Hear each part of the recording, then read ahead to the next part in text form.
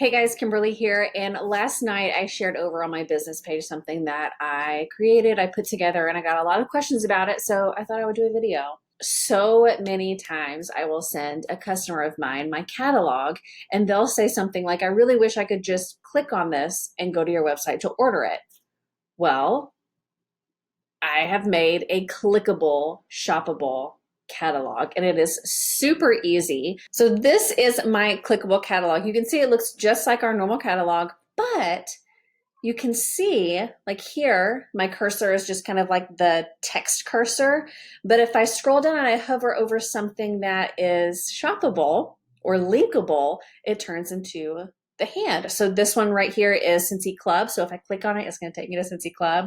This over here is going to take me to the whiff box. And then if I scroll down to all these warmers, each warmer is linkable. So let me show you exactly how I made this. Now, everything I'm going to be sharing with you is going to be from a Apple lingo, right? So I'm doing this from a Mac desktop. So if you have a Windows desktop, I'm not too sure how to tell you how to do this. So hopefully you can find a way, and we're talking about screenshotting and things like that. So the first thing we're going to do is we're going to go to the workstation, download the catalog, and take some screenshots. So let's jump over there and I'll show you how to take some screenshots. All right, so we're at the catalog, and I want mine to look exactly like this. I want 2 pages to be on one sheet. So what I did in order to get the size is I took a screenshot, because when you take a screenshot, it tells you the pixels. So if you're on a Mac, it's Command Shift and then 4, and you'll see my cursor change to a crosshair.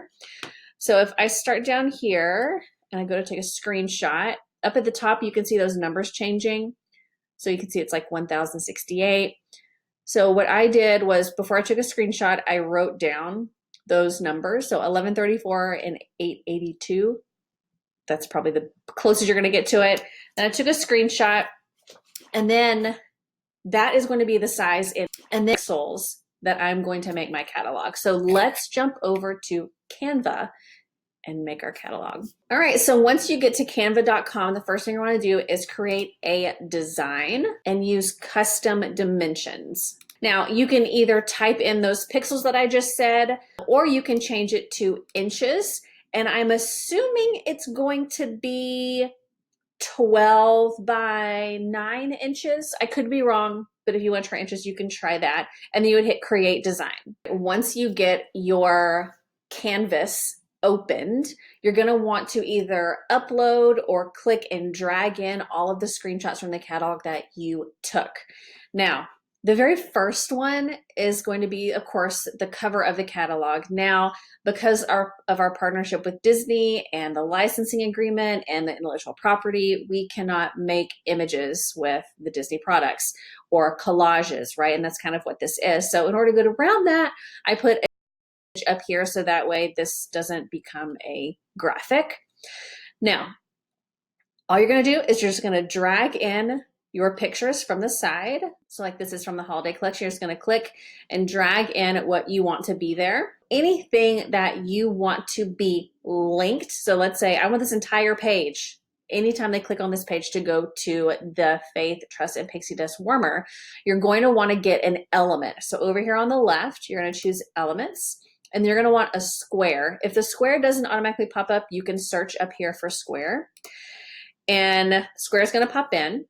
Now I'm going to want to make the square however big you want it to be, so that way it's clickable. The key here is lowering the transparency down to 1. If it's at 0, it's not going to work. It has to be at least a transparency of 1. Now, once you have a transparency of 1, and you can see, you can't even tell that there's a box there, click on the box, click on this link button, and then paste the link that you want it to go to. So go to your website, grab whatever link it is, copy it, and paste it here and apply. So let's scroll down a little bit. So let's do this. So like the spindle warmer, if I click on this and click link, you'll see it's the spindle warmer, alabaster, the alabaster warmer.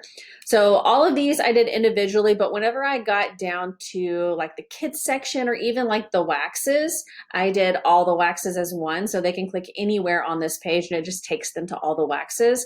but I want to show you the kids section. So this is a good example. So for this one, I searched my website for unicorn and I copied that link. So anything that's to do with unicorn, when they click on that, it'll take them there. But all of these three is going to take them to friends, blankie buddies, sidekicks, buddy clips. It's not going to take them to those exact ones. It's just going to take them to the overall screen that shows them that category. Same thing with the wall fans, same thing with the laundry, the clean. It just takes them to that overall page for them to shop from.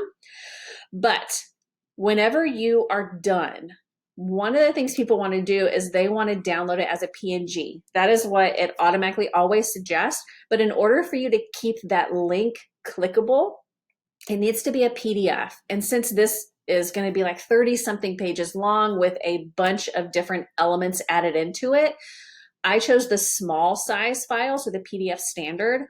So when you choose PDF standard and download, it's going to download it as a clickable catalog. So for me, after I did that, I uploaded it up to my Google Drive, and then I took that link and I put it into Rebrandly. So now it's a branded link to me, kimberlypulito.co/catalog. So anywhere I put that link, people can click on it. So I hope this helped. If you have any questions, just put it down below in the comments, and hope you guys have a great day. See you later.